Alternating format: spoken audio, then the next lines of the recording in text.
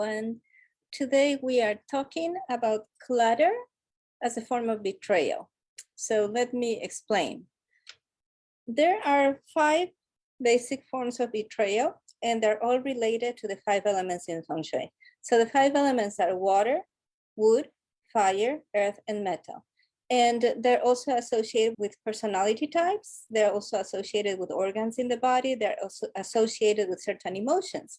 And so when you commit to another person as a partner, you are committing to certain things, and they all fall within the realm of those 5 elements. The clutter problem, people obviously they think clutter is when you have too many things that you don't use or love, right?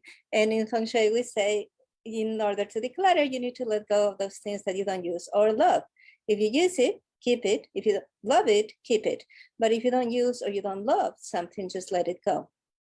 And that is true. However, it's not the only reason why people's homes are out of control or chaotic or look messy. There are other reasons why the home can be out of control and why people clutter. One of those reasons is lack of beauty. When your space is not beautiful, you are going to clutter it. Because if you have ugly furniture, you're going to want to put things on top of the furniture to cover it up. If there's stains on your floors, if your carpets are dirty, you're going to want to put things on your carpets to hide the ugliness. People do not organize things that are ugly. People only organize things that are beautiful. Without introducing more beauty in your home, there's not going to be effective decluttering. There are many systems to declutter. And I have seen people go through whole processes of decluttering their house, completely simplifying their house, only to in 6 months, a year, 2 years, having to do it all over again because the root causes of the clutter have not been handled, right?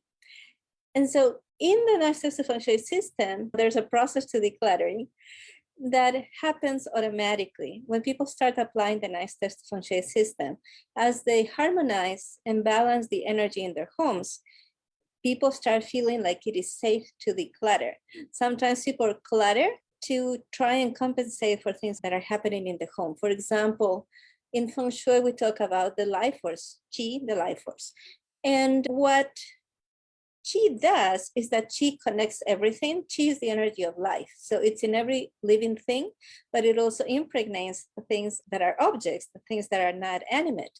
But they're impregnated by Qi, and Qi is connecting everything. And Qi flows through your house in certain ways, but Qi can get stagnant.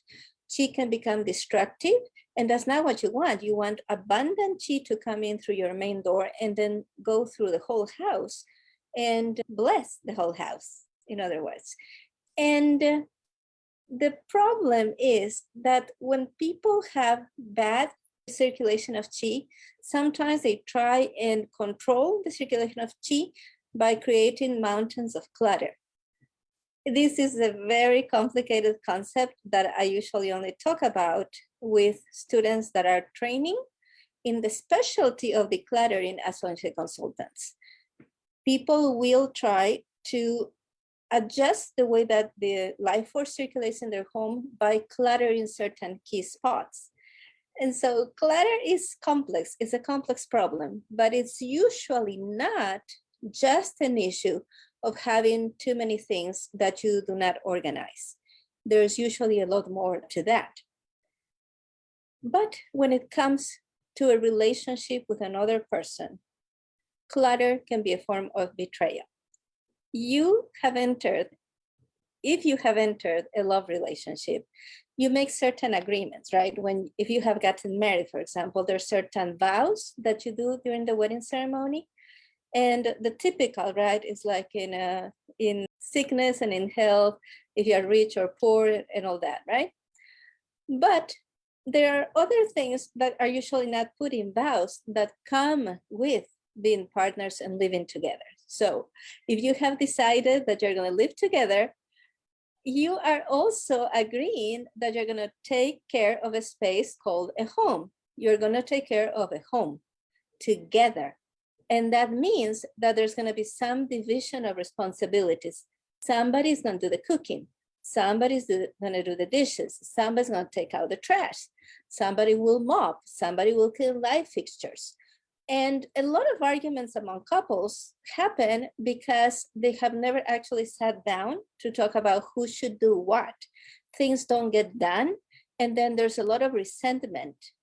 The smallest things end up being huge problems because they accumulate.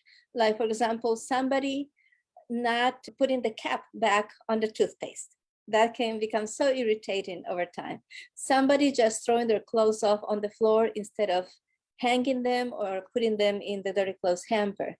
Another person letting the trash overflow, not taking it out. Somebody emptying the bathroom trash can and not putting a new liner in. There are so many reasons why you could be upset at another person having to do with the care of the home.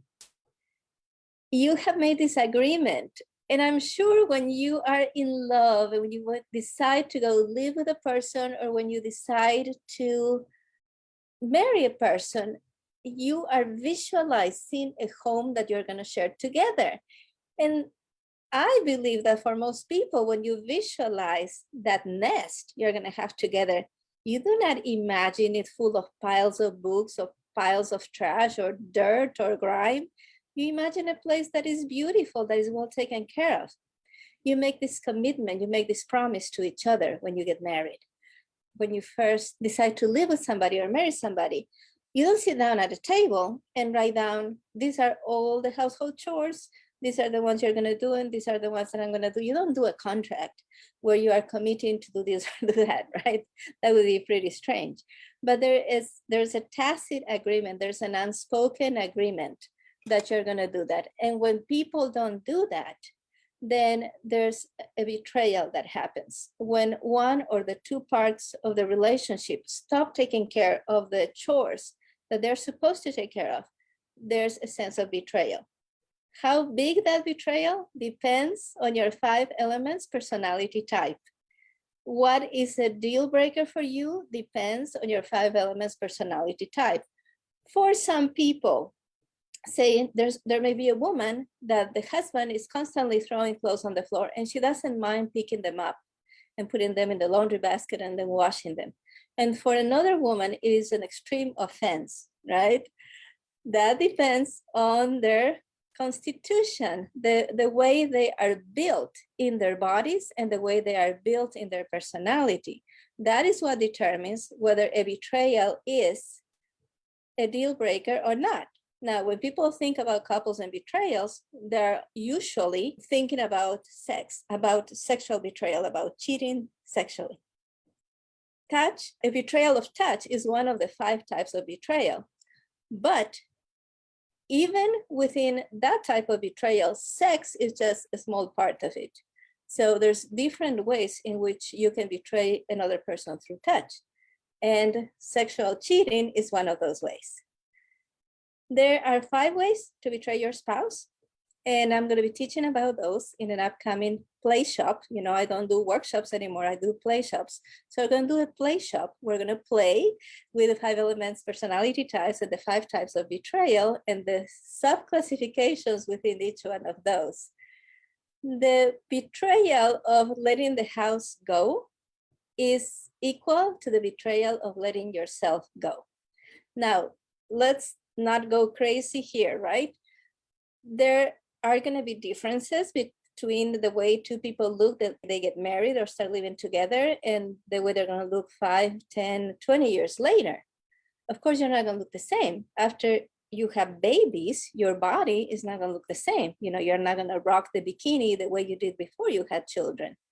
There are going to be certain differences and certain changes that happen to people that are not a betrayal. You know, if a husband is mad at a wife because at 50 she doesn't look like the way she looked when she was 25, that is absurd, right? That is not being realistic, and it's not fair also in any way, right? But if you let yourself go, that is a type of betrayal, because one of the commitments you make with another person is that you're going to take care of yourself. It's another unspoken agreement that you make with another person when you marry them or when you partner up with them. You're going to take care of yourself and they're going to take care of themselves physically, their bodies. Because when you are dating, when you get ready to go out with that person you love, you're going to look at your clothes, your grooming, your hair, makeup, if you wear makeup.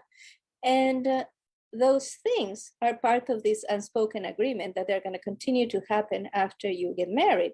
So maybe gaining a little weight comes with age or with some hormonal issues. Maybe having stretch marks after you have babies, that comes with the territory. Maybe for a man, it's receding hair. All these things that happen that are natural, that come with age, that's not part of the betrayal. The betrayal is letting yourself go and letting your home go, not taking care of it. And it is a betrayal for every single person. If you let yourself go, or if you let the home go, it is a betrayal to your partner.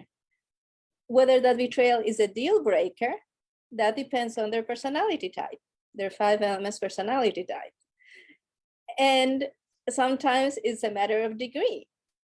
Some people may be okay with a certain amount of clutter, but if clutter gets out of control, then they're not okay with that, and they're going to give you an ultimatum. Now, some people may be okay with clutter in certain spots in the home, but if the clutter overflows the home, then people are not going to be okay with that.